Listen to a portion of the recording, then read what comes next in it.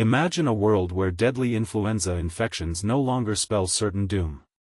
A recent study in mice has unveiled a potential game-changer, a dual approach to treatment that could revolutionize our battle against severe respiratory diseases. But here's the catch, it's not just about stopping the virus.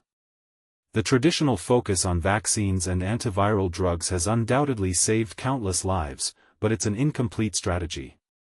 Severe lung infections, whether influenza or COVID-19, can still lead to devastating consequences, including pneumonia and acute respiratory distress syndrome.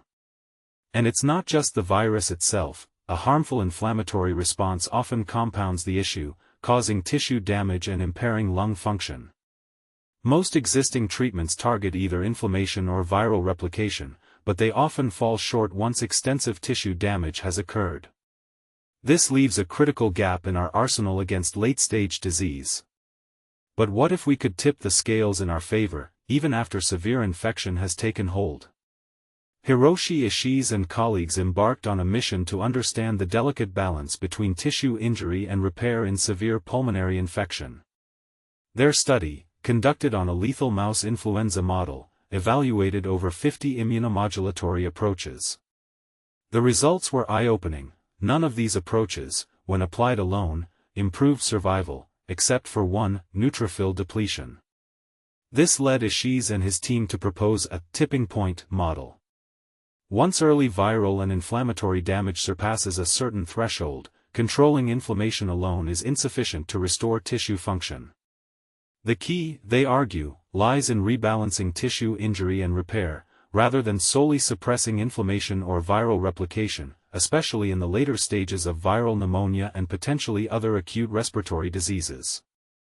To put this theory to the test, Ichise and his team combined partial viral control with two innovative strategies, a blockade of interferon signaling to enhance tissue repair and the depletion of cytotoxic T cells, CD8+, to limit immune-mediated damage. Through meticulous molecular and imaging analyses, they demonstrated that both regimens significantly reduced lethality by preserving or restoring tissue integrity and lung function.